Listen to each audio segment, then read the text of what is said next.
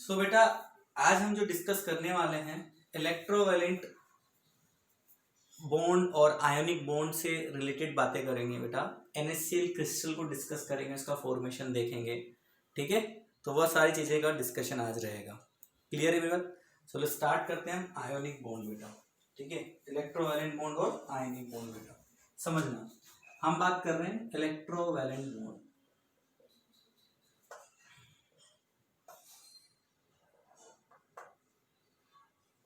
और ionic bond बेटा। सबसे पहली बात बेटा, आप मैं बिल्कुल बेसिक से स्टार्ट करता हूँ, बिल्कुल आपको देखना अपने आप इंटर रिलेट करते जाओगे चीजों को। आयनिक बॉन्ड्स जो होता है वो चार्जेस के बीच में होता है, आपने सिंपल से टर्म्स में पढ़ा होगा। आयनिक बॉन्ड आयंस के बीच में बनता है, सिंपल सी बात, आयनिक बॉन्ड आयंस। और जो आयंस का फॉर्मेशन होता है वो किसकी वजह से होता है? लूज ऑफ इलेक्ट्रॉन और गेन ऑफ इलेक्ट्रॉन। या तो एटम इलेक्ट्रॉन को गेन करता है या इलेक्ट्रॉन को रिलीज करता है, तो आपके आयंस का जनरेशन होता है। क्लियर मेरी बात? तो फर्स्ट ऑफ ऑल कि आयनिक बॉन्ड किसके बीच में बनता है? आयंस के बीच में बनता है बेटा आपका। क्लियर? किनके बीच में बनता है? आयंस के बीच में। और आयंस आपके कैसे हो सकते हैं? पॉजिटिवली चार्ज और नेगेटिवली चार्ज। ठीक है, तो पॉजिटिव आयन कब होगा? जब इलेक्ट्रॉन क्या होंगे बेटा? रिलीज होंगे बेटा, या इलेक्ट्रॉन लूज रिलीज लिख लेते। ठीक है, और नेगेटिव चार्ज कब होंगे? जब इलेक्ट्रॉन गेन होंगे बेटा। क्लियर? कि कोई भी एटम जब इलेक्ट्रॉन को रिलीज करता है तो वो क्या बनाएगा? पॉजिटिव आयन बनाएगा। This is also called cation.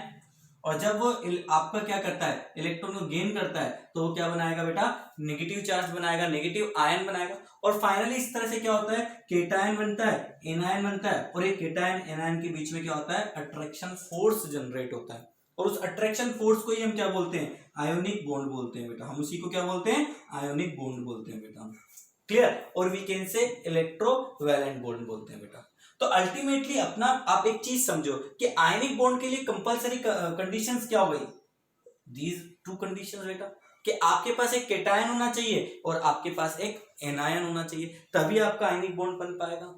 ठीक है, तो अब केटायन और एनायन बनाने के लिए भी कंडीशंस होगी बेटा। क्या हर एक एलिमेंट पीरियोडिक टेबल का हर एक एलिमेंट इजीली केटायन फॉर्मेशन करता है? क्या हर एक एलिमेंट इजीली एनायन फॉर्मेशन कर सकता है? यही तो एक क्वेश्चन है बेटा हमारे पास। तो हमें अभी नहीं पॉइंट्स पे बात करनी है।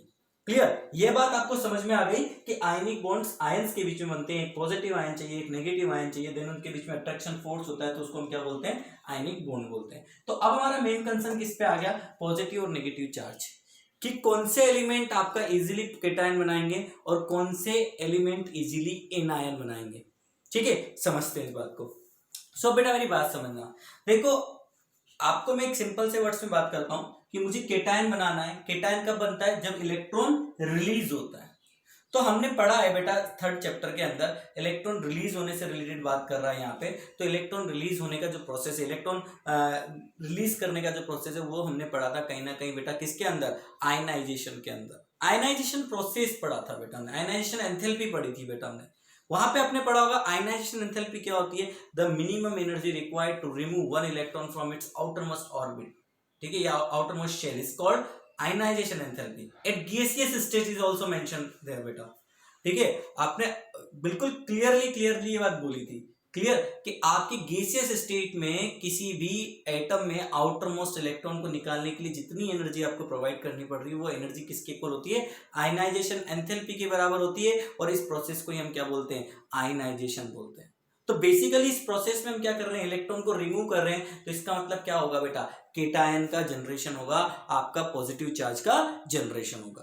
क्लियर हो रही बात? तो इसका मतलब मुझे केटायन का जनरेशन करना है तो मुझे किसके बारे में बात करनी पड़ेगी? आयनाइजेशन एंथैल्पी के बारे में बात करनी पड़ेगी बेटा। ठीक है, किसके बारे में बात करनी पड़ेगी? आयनाइजेशन एंथैल्पी के बारे में बात करनी। उसी तरह जब हम बात करते हैं इलेक्ट्रॉन गेन की, कि कोई एटम इलेक्ट्रॉन को गेन करता है, तो वो हमने भी पढ़ा था, उसको हम बोलते हैं इलेक्ट्रॉन गेन एंथैल्पी बेटा। ठीक है, इलेक्ट्रॉन गेन एंथैल्पी। ओके, और इलेक्ट्रॉन एफिनिटी भी होती है बेटा। तो इलेक्ट्रॉन गेन एंथैल्पी क्या होता है कि इलेक्ट्रॉन को अट्रैक्ट करने की टेंडेंसी को शो करता है, कि जिसके लिए नेगेटिव में इलेक्ट्रॉन गेन एंथैल्पी जितनी ज्यादा हाई वैल्यू की होती है वो उतना इजीली इलेक्ट्रॉन को गेन कर लेता है, या वी कैन से जिनके लिए इलेक्ट्रॉन एफिनिटी हाई होती है वो इजीली इलेक्ट्रॉन को क्या कर लेते हैं बेटा, एलिमेंट गेन कर लेते हैं। तो यहाँ पे हम इलेक्ट्रॉन गेन एंथैल्पी की बात करेंगे। किसकी बात करेंगे? Electron gain enthalpy. किसकी बात करेंगे? इलेक्ट्रॉन गेन एंथैल्पी की बात करेंगे। ठीक है, तो अब मेरी बात सुनो भाई, मुझे क्या करना है? केटायन बनाना है, मुझे क्या करना है? एनायन बनाना है। तो मेरा टारगेट क्या रहेगा कि इजीली जो केटायन बना सके, इजीली जो एनायन बना सके, वो एलिमेंट क्या होंगे बेटा? केटायन और एनायन में एग्जिस्ट करेंगे बेटा। भाई अगर एक बात बताओ, अगर किसी के लिए आयनाइजेशन एंथैल्पी बहुत ज्यादा हाई है, आयनाइजेशन एंथैल्पी बहुत ज्यादा हाई है, तो वो क्या केटायन बनाएगा? या किसी के लिए आयनाइजेशन एंथैल्पी बहुत लो है तो सॉरी किसी के लिए केटायन आयनाइजेशन एंथैल्पी बहुत ज्यादा हाई है तो वो क्या केटायन बनाएगा? या किसी के लिए इलेक्ट्रॉन गेन एंथैल्पी नेगेटिव में या लेस है या वी कैन से पॉजिटिव है तो क्या वो एनायन बनाएगा? तो ये सारे टॉपिक्स है बेटा हमारे कंस। तो बेसिकली क्या होता है बेटा, इजीली हमारी बात है यहाँ पे इजी। देखो आप बोलोगे सर नहीं हम इलेक्ट्रॉन तो निकाल ही सकते हैं ना, बहुत एक्सट्रीम एनर्जी दे देंगे, तो निकाल तो सकते हो, ऐसा नहीं बोल रहा हूँ कि किसी का आयनाइजेशन नहीं किया जा सकता, आयनाइजेशन आप किसी का भी करवा सकते हो, बट आपका क्या है कि आपको बहुत ज्यादा एनर्जी प्रोवाइड करनी पड़ जाएगी। ठीक है, तभी तो मैं क्या बोल रहा हूं, इजीली केटायन बनाना है, इजीली एनायन बनाना है। तो इजीली कब बनेगा? जब आपकी लो आयनाइजेशन एंथैल्पी हो। आयनाइजेशन एंथैल्पी कैसी हो बेटा? लो हो बेटा। तो जब आयनाइजेशन एंथैल्पी लो होती है बेटा तो इजीली केटायन का फॉर्मेशन होता है। और जब इलेक्ट्रॉन गेन एंथैल्पी आपकी क्या हो बेटा? नेगेटिव में हाई हो बेटा, हाई वैल्यू इन नेगेटिव। ठीक है, जब नेगेटिव में क्या हो बेटा? हाई वैल्यू, तो इजीली इलेक्ट्रॉन गेन होता है बेटा आपका। तो इस तरह से ये नेगेटिव बन गया, इधर आपका पॉजिटिव बन गया, और फाइनली आपका क्या होगा बेटा? केटायन एनायन बन जाएगा। केटायन एनायन बन गया तो आपका उनके बीच में क्या होगा? अट्रैक्शन फोर्स होगा। अट्रैक्शन फोर्स होगा बेटा तो आपका क्या बन जाएगा? आयनिक बॉन्ड बन जाएगा बेटा। क्लियर? जैसे कि ये सारा प्रोसेस मैंने आपको समझाया, इस पूरे प्रोसेस को मैं NaCl के एग्जाम्पल से समझाता हूँ बेटा। ठीक है, किसे समझाता हूं? NaCl के एग्जांपल से समझाता हूं। क्लियर? चलो देखते हैं बेटा को। ओके,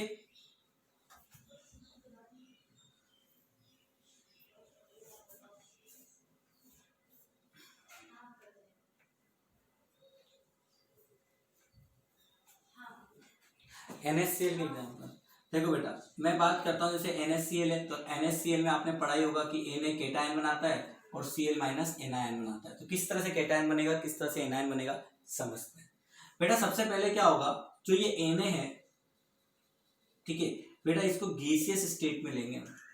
ठीक है, क्योंकि आयनाइजेशन प्रोसेस जो होती है वो किस में डिफाइंड है? गैसियस स्टेट में डिफाइंड है। एक्चुअल में Na किस फॉर्म में एग्जिस्ट करता है? सॉलिड फॉर्म में एग्जिस्ट करता है, बट हम यहाँ पे कैसा लेंगे? गैसियस फॉर्म में, बिकॉज हम आयनाइजेशन की बात कर रहे हैं। तो Na प्लस क्या होगा? Na is converted into Na plus. ठीक है, ये गैसियस फॉर्म में रहेगा, प्लस 1 इलेक्ट्रॉन आपका रिलीज करेगा। तो यहाँ पे जो आपकी डेल्टा एच होगी बेटा, यहाँ पे आपको इलेक्ट्रॉन, आपने क्या बोला था? आयनाइजेशन का मतलब क्या होता है? Energy required, the energy required. तो डेल्टा एच कैसा होगा यहाँ पे?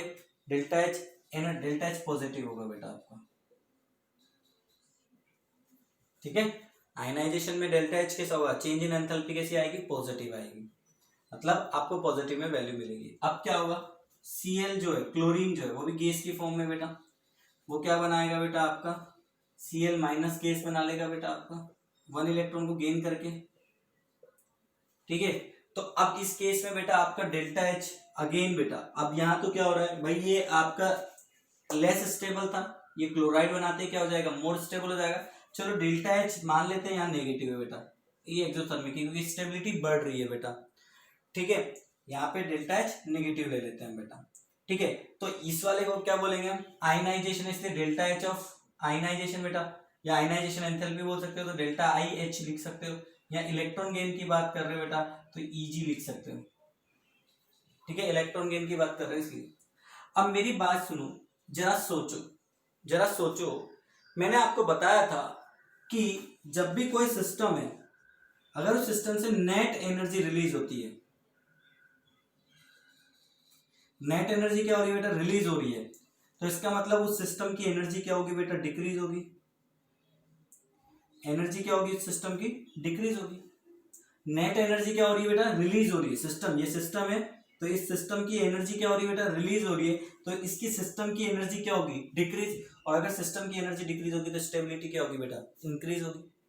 बट आप देखो कि इस प्रोसेस में एनर्जी गेन हो रहा है, ठीक है, इस प्रोसेस में एनर्जी गेन हो रहा है, तो आपका डेल्टा एच पॉजिटिव, इसका मतलब गेन हो रहा है एंडोथर्मिक है बेटा।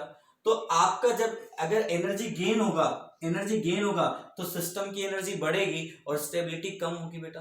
तो आपके माइंड में हमेशा एक चीज रहेगी कि जब भाई यार एनर्जी गेन कर रहे हैं, स्टेबिलिटी डिक्रीज हो रही है, तो फिर NaCl का फॉर्मेशन क्यों हो रहा है। तो बेटा याद रखना, कभी भी हम इंडिविजुअल स्टेप के बिहाफ पे डिसीजन नहीं लेते, हम ओवरऑल बात करते हैं। ओवरऑल पूरे प्रोसेस में नेट एनर्जी की बात करते हैं, तो पूरे प्रोसेस की बात करेंगे। तो अभी ये प्रोसेस कंप्लीट नहीं हुआ, प्रोसेस कब कंप्लीट होगा आप समझना, जब ये Na plus gas plus Cl minus gas आपस में मिलके क्या बना लेंगे, NaCl सॉलिड बना लेंगे। तो इस प्रोसेस में बहुत लार्ज एनर्जी रिलीज होती है, लार्ज अमाउंट में एनर्जी रिलीज होती है बेटा, ठीक है। तो बेसिकली क्या होता है, चाहे यहाँ पे गेन हो रहा हो कोई इशू नहीं है, चाहे इधर भी एनर्जी गेन हो जाए कोई इशू नहीं है, बट जब इसका क्रिस्टल का फॉर्मेशन होता है, लेटाइस का फॉर्मेशन होता है, तो एक लार्ज अमाउंट रिलीज होती है, लार्ज अमाउंट में हीट रिलीज होती है, और वो बेसिकली इन दोनों को कंपनसेट कर देती है। तो आपके पास जब नेट, आप यहाँ पे नेट बात करते हो, डेल्टा एच नेट की बात करेंगे तो वो कैसा आएगा, नेगेटिव आएगा। और डेल्टा एच नेट आ रहा है मतलब एंथैल्पी, आपकी एनर्जी फाइनली क्या हो रही है, रिलीज हो रही है, नेट एनर्जी रिलीज हो रही है, तो इसका मतलब क्या है, सिस्टम की स्टेबिलिटी इंक्रीज हो रही है, और दैट्स व्हाई आपका NaCl सॉलिड का फॉर्मेशन हो रहा है बेटा। क्लियर। तो this is all about electrovalent bond और आयनिक बॉन्ड, ठीक है। तो इंक्लूडिंग मैंने आपको यहाँ पे NaCl के एग्जाम्पल से भी समझा दिया है बेटा। किसी तरह का कोई डाउट यहां तक बेटा, जितनी चीजें मैंने आपको बताई।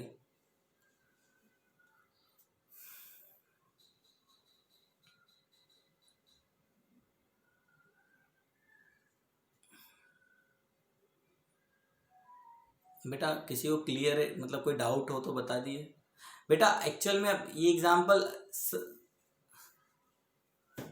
नहीं समझ में आया, अच्छा ये बताओ, ये एग्जांपल नहीं समझ में आया या पहले वाली चीज तो क्लियर हो गई थी आपको।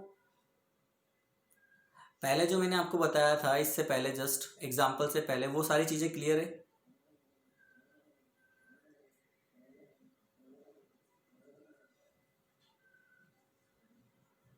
ठीक है, ठीक है, मैं एक बार फिर एग्जांपल एक्सप्लेन कर देता हूँ, समझना मेरी बात। देखो बेटा, आपको याद रखना है यार, ये चीजें ना आपको याद रखनी पड़ेगी कि भाई आपका, जब आपको आयनाइजेशन एंथैल्पी पढ़ाया भी होगा ना, थर्ड चैप्टर के अंदर आयनाइजेशन एंथैल्पी पढ़ाया होगा, इलेक्ट्रॉन गेन एंथैल्पी पढ़ाया होगा, तो ये वही के कंसेप्ट है बेटा। भाई सिंपल सी बात है, हर कोई तो केटायन नहीं बना लेगा, हर कोई एनायन नहीं बना लेगा, तो आपको याद रखना पड़ेगा कौन केटायन बना सकता है, कौन एनायन बना सकता है। तो बेसिकली जिनके लिए, मैं क्या बोल रहा हूँ, जिनके लिए आपका इलेक्ट्रॉन आयनाइजेशन एंथैल्पी लो है बेटा, वो इजीली केटायन बनाता है। जैसे सोडियम बेटा, सोडियम क्या बेटा, साइज में बड़ा है बेटा, पीरियड वाइज बात करें तो बेटा, ठीक है, पीरियड वाइज बात करें तो साइज में बड़ा है बेटा, तो ये इजीली क्या करेगा, इलेक्ट्रॉन को रिलीज कर देगा, बिकॉज न्यूक्लियस से डिस्टेंस ज्यादा है आउटर मोस्ट की बेटा, आउटर मोस्ट इलेक्ट्रॉन की न्यूक्लियस से डिस्टेंस ज्यादा है, इसलिए इजीली क्या करेगा, इलेक्ट्रॉन को रिलीज कर देगा बेटा। ओके, उस जगह क्लोरीन की बात करें तो क्लोरीन क्या करेगा, इजीली एक्सेप्ट कर लेगा बेटा। तो हमें क्या होता है, हमें चेक करना होता है, हमें वही एलिमेंट लेने होते हैं जिनके पास, जिनके लिए आयनाइजेशन एंथैल्पी लो हो और इलेक्ट्रॉन गेन एंथैल्पी नेगेटिव में हाई हो बेटा, हमें ये चीज ध्यान रखनी पड़ती है। तो जैसे मैंने NaCl का एग्जांपल ले रहा हूँ, तो अब NaCl में आप देख रहे हो यहाँ पे इलेक्ट्रॉन को रिलीज करवा रहा हूँ, तो इलेक्ट्रॉन को रिलीज कराऊंगा तभी तो बेटा केटायन बनेगा बेटा आपका।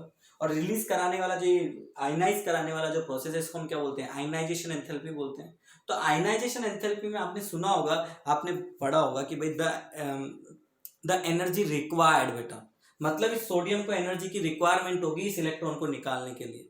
तो बेसिकली ये क्या कर रहा है, एनर्जी गेन कर रहा है ना, तो एनर्जी गेन कर रहा होगा तो सिस्टम की एनर्जी बढ़ रही होगी, सोडियम की एनर्जी बढ़ रही होगी, और जब सोडियम की एनर्जी बढ़ेगी बेटा, तो आप खुद बोलोगे स्टेबिलिटी कम होगी, क्योंकि हमने पढ़ा है एनर्जी और स्टेबिलिटी में इन्वर्सली रिलेशन होता है, यस और नो, एनर्जी ज्यादा होती है तो स्टेबिलिटी कम। तो बेसिकली यहाँ पे हुआ कि स्टेबिलिटी कम हो रही है बेटा, तो फिर ये हो क्यों रहा है भाई, हर एक सिस्टम क्या ट्राई करता है, स्टेबल रहना, तो यहाँ तो ये एनर्जी गेन करके स्टेबिलिटी लूज कर रहा है, यस और नो, पॉइंट नंबर 1। आगे देखो, देन हम बात करते हैं कि क्लोरीन गैस है, ये एक इलेक्ट्रॉन को एक्सेप्ट करके क्या बना लेगा, क्लोरीन माइनस बना लेगा बेटा, क्लोराइड आयन बना लेगा। तो यहाँ पे इसको क्या बोलते हैं, इलेक्ट्रॉन गेन प्रोसेस बोलते हैं बेटा।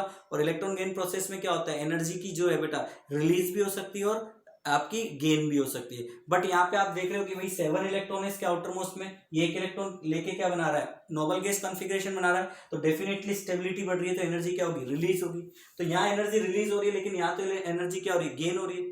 तो अब हमें तो बेटा, और फाइनली क्या हो रहा है, Na gas plus Cl minus gas मिलकर NaCl सॉलिड बना रहे बेटा। ठीक है, तो अब आपको ये 3 स्टेप में कंप्लीट आपका NaCl सॉलिड बन रहा है। कंप्लीट NaCl सॉलिड कहाँ बन रहा है, 3 स्टेप में बन रहा है। तो बेसिकली मेरी एक बात समझना, हम यहाँ पे ऐसे इंडिविजुअल स्टेप को देख के डिसीजन नहीं लेंगे कि भाई यहाँ पे डेल्टा एच पॉजिटिव है दैट्स वाई ये रिएक्शन नहीं होगा, या यहाँ डेल्टा एच नेगेटिव है तो ये हो जाएगा, नहीं। हमें क्या करना है, पूरा नेट देखना है। तो बेसिकली क्या होता है कि इस प्रोसेस में जो आपका ये सॉलिड बनता है बेटा, इस प्रोसेस में इसको बोलते हैं लेटाइस बेटा। लेटाइस फॉर्मेशन जब होता है तो एक लार्ज अमाउंट में हीट रिलीज होती है। ठीक है, तो जो रिक्वायरमेंट यहाँ पे होती है वो यहीं से फुलफिल कर दी जाती है, कोई एक्सटर्नली नहीं ली जाती है बेटा। ठीक है, मान लो यहाँ पे 100 जूल की रिक्वायरमेंट थी और यहाँ पे 500 जूल प्रोड्यूस हो गई, तो वो जो 100 जूल की यहाँ पे रिक्वायरमेंट थी वो यहीं से बैलेंस्ड हो जाएगी बेटा। ओके, तो दैट्स व्हाई वी कैन से कि यहाँ पे नेट जो आता है, यहाँ पे नेट जो आएगा वो कैसा आएगा, एनर्जी रिलीज के केस में आता है, डेल्टा एच नेगेटिव आता है। दैट्स व्हाई क्या होता है बेटा, स्टेबिलिटी होने की वजह से अब NaCl आपका ये जो Na प्लस गैस और Cl माइनस, Na गैस और Cl गैस इजीली किस में कन्वर्ट हो जाएगा, NaCl सॉलिड में कन्वर्ट हो जाएगा बेटा। ओके, तो ये था बेटा आपका इलेक्ट्रोवैलेंट बॉन्ड और आयनिक बॉन्ड के बारे में। तो आई होप बेटा अब आपको समझ में आया होगा बेटा। चलो आगे की बात करते हैं हम।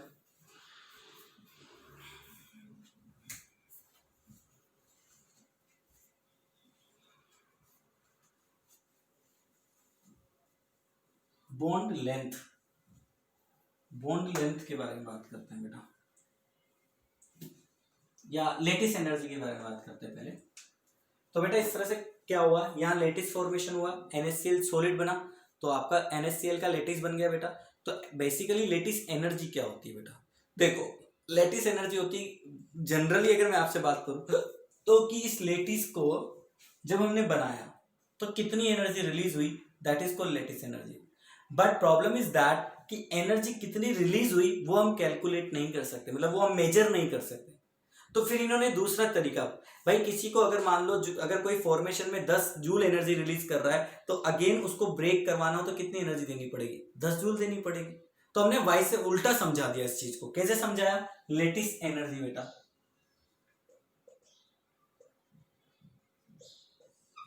द एनर्जी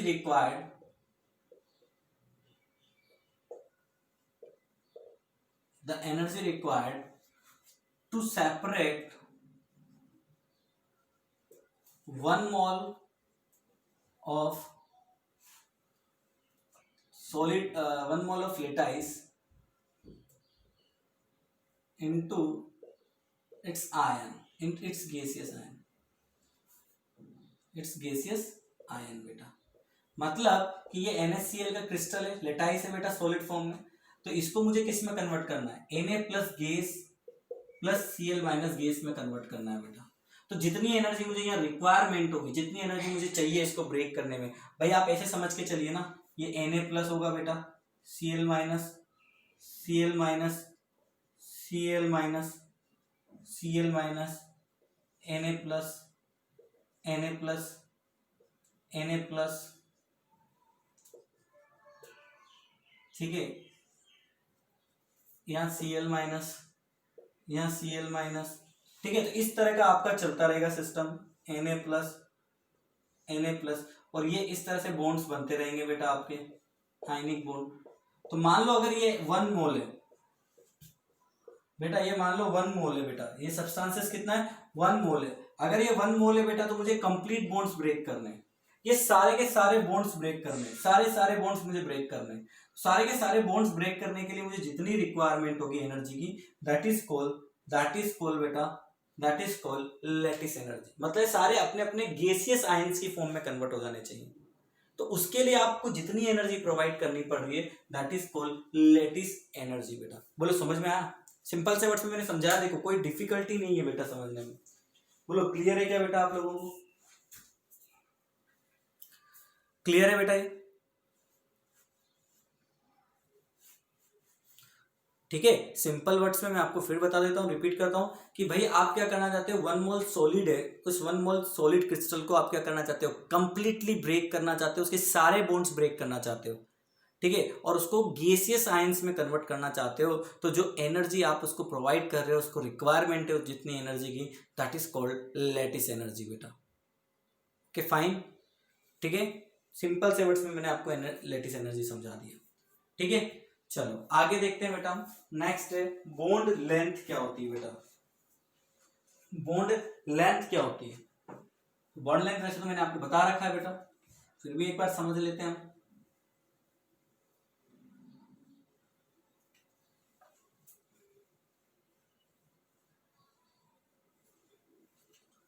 बॉन्ड लेंथ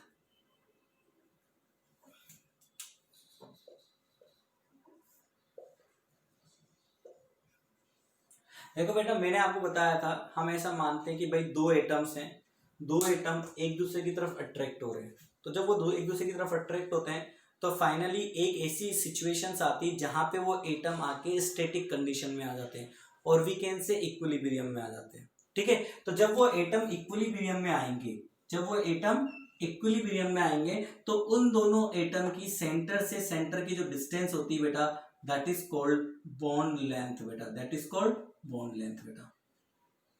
क्या बात समझ में आ रही है कि जब दो एटम एक दूसरे की तरफ अट्रैक्टेड है और फाइनली कहां आ गए, इक्विलिब्रियम में आ गए। याद रखना ये वर्ड कि जब ये इक्विलिब्रियम में आ जाते हैं, इक्विलिब्रियम का मतलब क्या है, दोनों एक दूसरे के पास आके ऐसे स्टैटिक हो जाएंगे, रुक जाएंगे, तो वो सिचुएशन क्या कहलाएगी, इक्विलिब्रियम की कहलाएगी। तो जब इक्विलिब्रियम आपको अचीव हो रहा है उस केस में आपके इस एटम के सेंटर से इस एटम के सेंटर के बीच की जो डिस्टेंस होगी that is called bond length बेटा। उसको क्या बोलेंगे हम, बॉन्ड लेंथ बोलेंगे बेटा।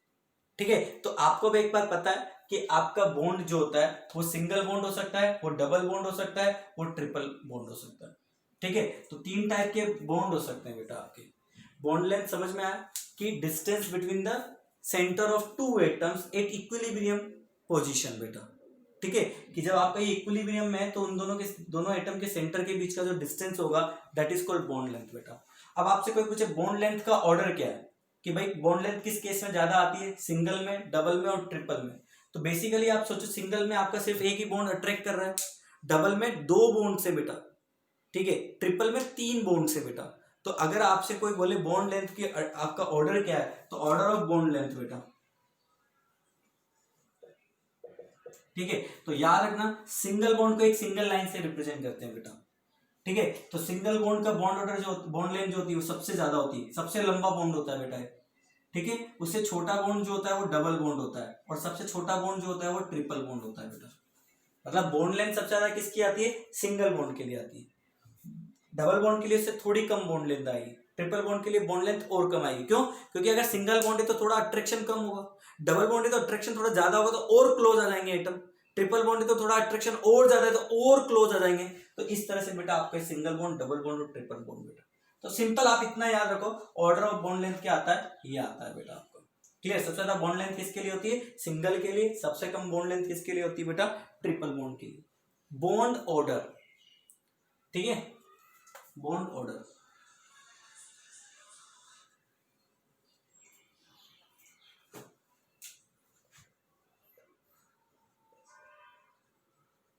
बॉन्ड ऑर्डर क्या होता है बेटा? बेटा बेसिकली बॉन्ड ऑर्डर होता है number of bonds between two atoms बेटा। सिंपल से वर्ड्स में अगर समझो तो number of bonds between two atoms बेटा इज कॉल्ड बॉन्ड ऑर्डर। ठीक है, जैसे मैं आपसे बात करता हूं कि आपका ये ऑक्सीजन ऑक्सीजन के बीच में डबल बॉन्ड है, ठीक है, तो याद रखना इसका बॉन्ड ऑर्डर कितना आ जाएगा बेटा, 2 आ जाएगा। 2 बॉन्ड से तो बॉन्ड ऑर्डर 2। अगर मैं बात करता हूं आपका ट्रिपल बॉन्ड है बेटा, तो यहां पे बॉन्ड ऑर्डर कितना होगा बेटा, नंबर ऑफ बॉन्ड्स बेटा, तो नंबर ऑफ बॉन्ड कितने, 3 है, तो ट्रिपल बॉन्ड 3 आ जाएगा बॉन्ड ऑर्डर। मैं अगर हाइड्रोजन की बात करता हूँ H2 की, तो यहाँ पे सिंगल बॉन्ड है, तो यहाँ बॉन्ड ऑर्डर क्या होगा बेटा आपका 1 होगा। अब ऐसा जरूरी नहीं है कि बॉन्ड ऑर्डर आपका इंटीजर में ही हो, 1 हो, 2 हो, 3 हो, ऐसा कोई कंपलसरी नहीं है। ये बेटा आपका डेसिमल्स में भी हो सकता है, 1.5 मतलब 1 से लेके 3 के बीच में कुछ भी हो सकता है डेसिमल में भी।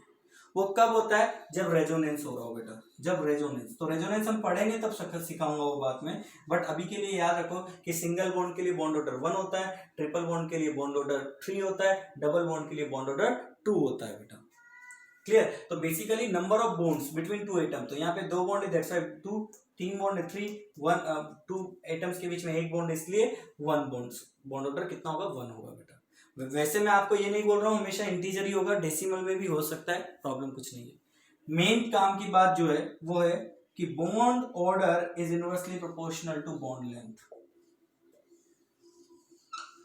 कि जिसका बॉन्ड ऑर्डर ज्यादा होगा उसके लिए बॉन्ड लेंथ कम होगी। बॉन्ड ऑर्डर सबसे ज्यादा किसके लिए होता है? ट्रिपल बॉन्ड के लिए। तो ट्रिपल बॉन्ड की बॉन्ड लेंथ क्या होती है बेटा? सबसे कम होती है। बॉन्ड लेंथ सबसे ज्यादा किसके लिए होती है? आपका सिंगल बॉन्ड के लिए, ठीक है। बॉन्ड लेंथ सबसे ज्यादा किसके लिए होती है? सिंगल बॉन्ड के लिए, तो बॉन्ड ऑर्डर उसका सबसे कम होता है बेटा, याद रखना, इंपॉर्टेंट पॉइंट है बेटा। तो बोलो यहां तक बेटा सारी बातें क्लियर हो गई बेटा? Bond length, bond order, lattice energy, ionic bond. कोई डाउट बेटा यहां तक किसी बच्चे को? बता दो अगर कोई डाउट हो तो बेटा। क्लियर है?